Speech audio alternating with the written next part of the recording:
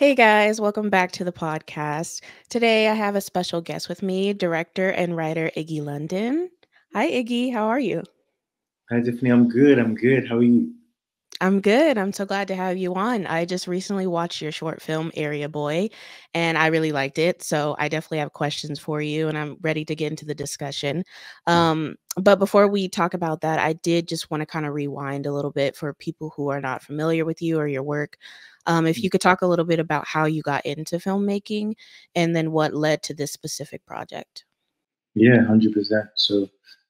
I got into filmmaking around about 2016 when I made my first ever short film off of a poem that I wrote in university. So it was a kind of like university little thing of doing these little writings of just poetry and spoken word, and I was really inspired. So one day I performed it at uni, and people were like, "Oh, you should make a film out of that." So I basically made a film that spoke about like sort of specific conversations that's even pertinent to this the film Area One. So it kind of started to sow the seeds of what my themes type, the type of stories I was interested in. But essentially, I just made a film called Black Boys in Quiet, and it was the first ever film that I did, and then put that on YouTube, put that on the internet, and then kind of started from there. Made another film the year after that called Fatherhood, and then made my first ever commission film called Velvet, which I finally became a filmmaker when I made that because I think a lot of people saw it and saw this type of style that I was intrigued about. And then I made a lot of the time made commercials, music videos, short films. Signed to a production company called Iconoclast in the UK, and then from there branched over to doing narrative shorts and made my first ever narrative short, which is Area One, and with the BBC. So that's how like I sort of went from doing poetry into like making short form content, and then obviously making my short film. Yeah, so it sounds like it was definitely a journey then to get to that point. For sure, for sure. It's been a while because this is my first ever narrative short film. So there's a lot of work in working in the agency space, working in commercials, doing loads of music videos, doing like really like low budget music videos and experimenting with my style, experimenting with like equipment, working with really cool talent and cast, and like just really building up my sort of my portfolio number one, but also like what do I want to like say? What's my message? What's my story? What am I? What are the themes of my work? And I feel like it kind of like came from since 2016 and seeing the films like Moonlight and seeing these, like um, Alfonso Cuarón being a super like a massive inspiration to me, and just building sort of like my repertoire in terms of like my film language or like my understanding of like film. I think it came from it's definitely ebbed and flowed and definitely developed since 2016 for sure. Yeah, and then I heard you recently won Best Scripted Short at the Santa Barbara International Film Festival, so congratulations for that. Thank you, thank you, thank you. Yeah, so you've been doing really well in the festival scene. How's that experience been, like, having your film show and having an audience, like, watching it live in Yeah, person? yeah, yeah, 100%. It has been really strange because ultimately, like, the film's a very British film and it's a very powerful powerful film. But ultimately, it was premiered at Venice Film Festival, and seeing all these Italian people watching the film and hoping, fingers crossed, that they understood the style or the concept or understood the messaging was really important to me. But I think it's been really great seeing it, get honorable mention at the London Film Festival and then win Best Scripted Short at Santa Barbara. And Santa Barbara is like one of like it's just really big and huge film festival, and then just seeing it sort of like blossom and grow from being a short script that I wrote, any like over the weekend to like becoming something which is like a bigger sort of has a bigger legacy is really beautiful. So yeah, I'm very thankful for sure. And then so how does that work? Do they, like, give you the award and you have to go up and make a speech, or is it just something that you're notified of? Yeah, so there's a whole ceremony. So you do a whole ceremony, and then people are invited, and yeah, you basically, they let you know, they basically invite you to come, and then they say you should really come, and that's almost Yeah. like an invitation. Maybe Yeah. maybe like you have a chance, and then suddenly, um, yeah, the whole ceremony, you get the award. Unfortunately, I was in the UK because I was on another project, and so I wasn't able to actually attend the ceremony. So I had to do a little speech that I gave in, and it was kind of presented from there. But yeah, my award is actually in the post at the moment, so it's currently being Nice. delivered to me. So hopefully, I can put it up somewhere for sure. Yeah. Oh, that's really cool. And then I wanted to ask you because I know there's so many people that watch people like you and they're like, I want to do what he's doing. I want to be a filmmaker. I want to be a writer. I want to be whatever it is, whatever creative thing that they want to do. But, a lot of times fear holds back people or they're like, it's not ready. I can't put it out there. It's not good enough. So I really want to know like what gives you the confidence to put your work out there. Yeah. Um, It's a really good question, and I feel like it's really. I'm still trying to figure out what does give me the confidence, and then I can like use it as my unique selling point. Just be like, like this is my one thing that I do. But it does ebb and flow, and I don't necessarily think that it's a constant sort of feeling of like you're winning all the time. I think ultimately it's a journey, and I'm really interested in just making film. I'm interested in the art of making film, the actual practical way of meeting people, casting, thinking about my shot list, developing and being inspired by photographers and filmmakers. So ultimately, I really just am inspired by the filmmaking process. But also because I didn't learn film. I wasn't like I wasn't I didn't go to film school. I didn't learn it in the most sort of traditional way. I think, given the sort of success or like the progression that I've had, I just kind of see it as YOLO. I have a massive like YOLO Yeah. on my head, and I feel like everything is just based on this YOLO. Like you only live once, you only get a chance to really develop your work at that time, and you might as well do that. And what is your legacy? Your legacy isn't going to be a bunch of thoughts or would have or could have. It's it's actually the work that you get to see and people get to experience. And so even if it isn't going to be the most perfect piece of work or the most, the thing that suddenly expresses who you are, I think it's, Mhm. all beautiful to put it out. So I just think what's the worst could happen? I sort of, I have that kind of like aspect to it. So yeah. Yeah, so for you guys listening, the advice is YOLO. Yeah. Just do it. Just do it. Just do it. Nike told you. Nike said it best. Just do Yeah, it. exactly. And then I'm curious to know what the process is of you writing your characters because I really love the characters in Area Boy.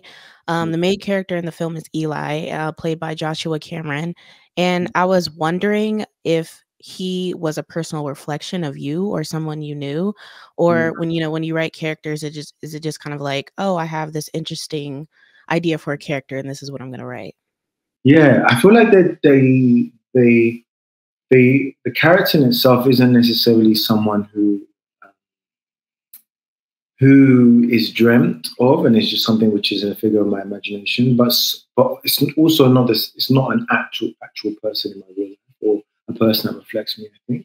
I think ultimately the story of Area Boy speaks on performance. It speaks on pretending to be someone, and I think in the world that we live in, especially in the social media world, especially when we're sort of like seeing and we're scrolling through our Instagrams and we're scrolling through our social media and we're seeing all of these different images. I feel like we sometimes pretend to think we have a highlight reel of who we are, and I think that Eli is probably going through that wanting or that desperate sort of need to connect or that desperate sort of need to be part of a group, and suddenly he pretends. And so I think it comes from and the specific idea of what I'm trying to create, the story that I'm trying to make, and if it's something about something as personal as your identity and how you're sort of brought up and where you should go and who you should be, and your sort of like the secular world versus the religious world, and the difference between right and wrong. And I think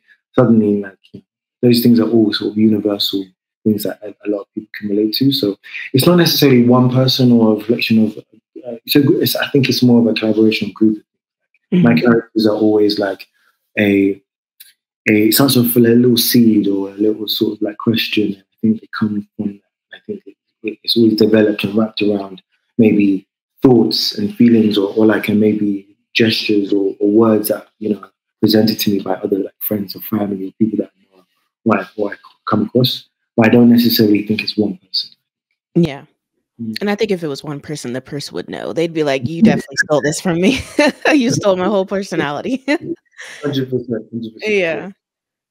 Yeah, and then there is a scene, particular that I wanted to ask you about, and I wanna ask you without, like, completely spoiling it for people that haven't seen it. Yeah, Um, okay, so there's a scene with Eli, and he's with his friends, and then he sees this girl, and he's yeah, staring at her, and, immediately I'm going, "Oh, he's into her, like, he likes her, like, he's definitely," maybe he's just too shy, doesn't wanna talk to her, and then his friend does the whole, like, pushes him to go and dance with her, which, by the way, you guys do not do that to your friends, that's so no, don't do embarrassing. that. That would be wild. That Do would be not really. do that. It ended up working out fine in this case, Yeah. but I feel like usually it would be like, "No, that's so embarrassing." But anyway, that happens, and then something happens later on, and I won't say what it is, Yeah. just not to spoil the whole thing. That is a scene that Eli does something, and Mm. it's a small something, but it's, like, heavy. The scene feels heavy when he does it. Yeah. And so when I saw that part, I'm like, "Oh, maybe I misinterpreted the other scene." I love it. Maybe he doesn't look at her like that, maybe it's something else. And Yeah. so, yeah, I wanted to kinda ask you about that, like, is there a direct connection between those 2 scenes? Yeah, 100%, 100%. And I think that ultimately, Eli, when we're looking at Eli, we're looking at someone who's ultimately he's in the gray area. He's managing this crossroads in his life, and he's trying to figure out who he should be and who the person that he should become. Knowing fully well that when he goes to church or he's with his mom or he's with there's all these different people, all these different facets in his life that he's desperately trying to connect with, and suddenly he's come across with the very secret that he's trying to hide from people. He's trying to like forcibly sort of hide his identity or hide who he is or what his desires are because he's been told or been taught from a very young age that ultimately those things don't necessarily correlate with this idea of community in the communities that he's been in. So in the church community or in this kind of like group community with the boys. And so hence the name Area Boy. But because essentially he's sort of a boy who's like caught in the crossroads, and so he's not sort of he has no one sort of like domain. So that's why I kind of called it Area Boy in the first place. This kind of like subjective sort of idea of like where home is for him and where he sort of sees himself. So ultimately, these are the things that he's struggling with throughout the whole film, and it's through these little moments, these little sort of surreal moments that he's able to sort of connect and tap into we're able to connect and tap into his actual sort of his internal. And I think that that's ultimately what we see. We see someone who's desperately trying to connect with a desire that he's really hiding, and that's the moment where he can't let go. Yeah, and I think that's something that especially, like, a lot of Black households can really, um, they really go through that, especially, like, kids and stuff because, you're brought up in church and you're like, "This is what I'm supposed to do, this is what I'm taught," and then you go out there and you do something differently, and that could be really hard to balance that. I think that's something that a lot of Black families go through, and maybe they don't talk about it enough, but it's definitely something that happens quite a bit. Yeah. Yeah. I think also it's important to realize that sometimes um, young Black men aren't afforded the ability to be free and the ability to experiment and the Mhm. ability to mess up and figure out what life is. I think we're taught from a very young age to be quite adults, grown folk. We can't we can't even necessarily even use the right of our own voices because sometimes we're always told in the house we need to be seen but not heard. And like I think that there's something which sort of taunts Eli in his sort of upbringing in the sense of not really being able to feel comfortable to say the things he wants to say because ultimately he's been taught that he can't. He's been taught that, and a lot of people have been, been taught that same thing, that this feeling of not being able to just play, just figure out what life is, just mess up, just not take everything so seriously. I think that that's when Kevin, another character, sort of guides him in this journey. So the most unexpected person in the whole film guides him through this journey to become the person he needs to be. Mm.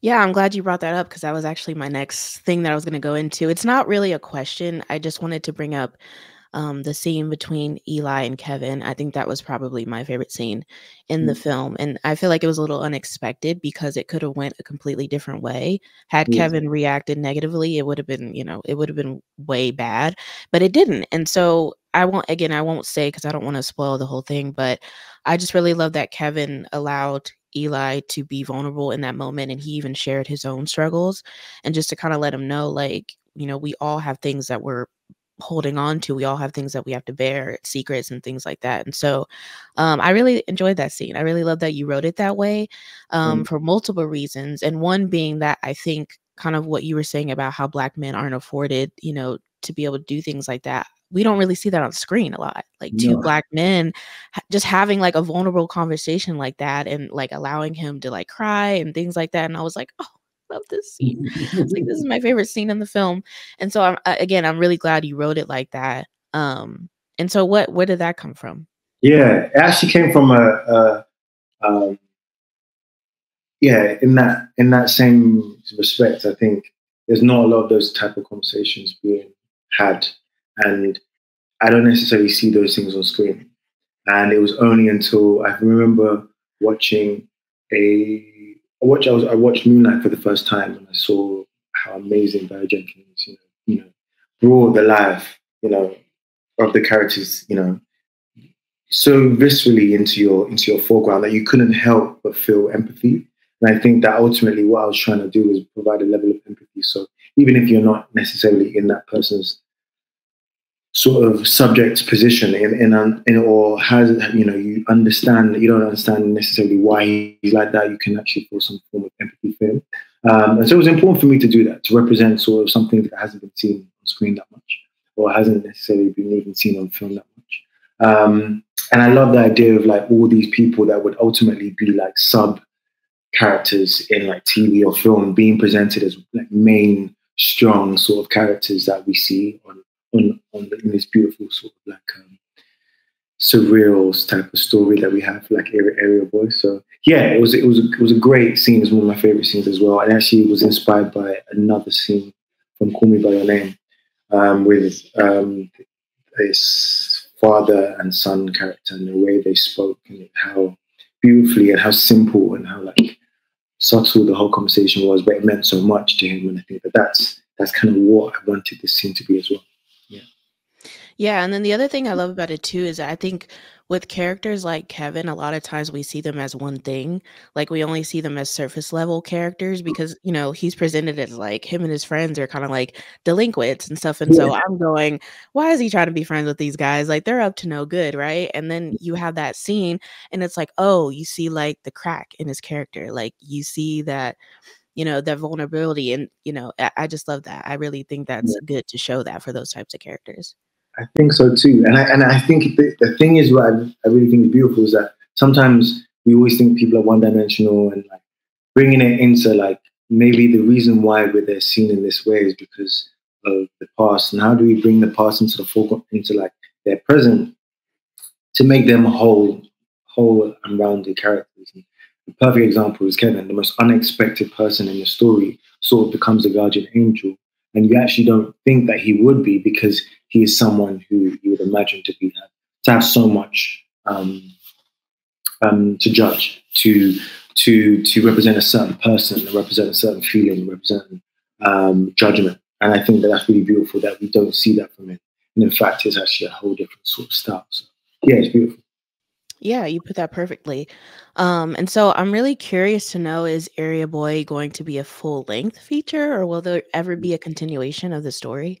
Yeah, I mean, I would love for it to be. And when making Area Boy, I didn't think it would be. I think I was sort of inspired by this way of filmmaking, and I kind of like wanted to depart really quickly. It was almost like this an idea that I had from my from my previous work and my previous sort of research and learnings and the themes that I was inspired by, and now I want to go into a completely different direction.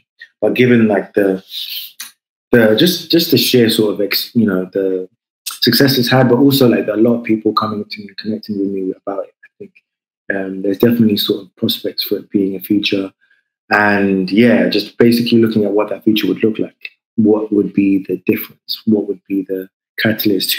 How much would we see the area boys and how important, how much of an important role would they be? So yeah, it's a brilliant sort of time at the moment trying to figure out what that looks like, and yeah, I'm looking forward to it for sure. Yeah, I am too. I have to have you back on. If you make a full-length feature, I gotta have you back on and talk about it. Exactly, for sure. Yeah.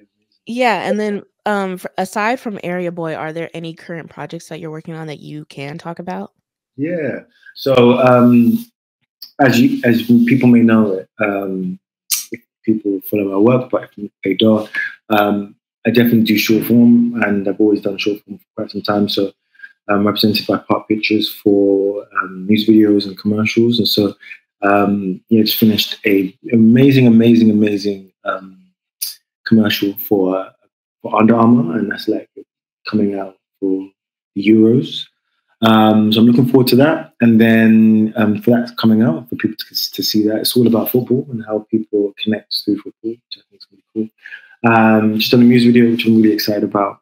I definitely can't necessarily share it, but it's of really cool artists that have been inspired by their family for a very long time. They're like a very talented musical family. So I'm looking forward to that, to sharing that. And then just, yeah, really just pitching as much as possible on work. Um, and writing, because I really want to get back to writing and get back to script writing. So yeah, it's good. Yeah, and then my last question for you is where can people follow you? Yeah, so people can follow me on Iggy London, IGGY London .com, and also on Instagram, Iggy London, and then on Twitter, IGGY LDN. All right then. Thank you so much for coming on to my show. Thank you so much, Tiffany. Thank you. Yeah, it's been a pleasure speaking with you. I really, like I said, I really enjoyed the film. I hope to see a continuation or some type of feature-length film. I would love to see that. I really loved it. For sure. Thank you so much. No, that means a lot. Thank you. And by the way, has anybody ever told you your name is very much like it sounds like a musical artist name? Really? People tell you that? It sounds like the type of name where people would be like, "Have you heard that new Iggy London track?" Like, or like, it sounds like that. I'm really happy that is because I hear that it sounds like a fragrance brand. Or Oh. like, yeah, I get that. Or like a Oh, clothing brand, no. like Iggy London. But yeah, that makes me happy. Other than that, like I would love to be an artist one day. So yeah, thank you. That means I a mean, lot. I guess it could be that, but no, Yeah. I was thinking artists, Okay. like when celebrities go into like radio shows and they're like, Iggy London is a building. It sounds like that. Well, yeah, I might have to Yeah. change my MO. It might be a thing now. Yeah, yeah, you should say that now. Introduce Exactly. yourself like that in every interview.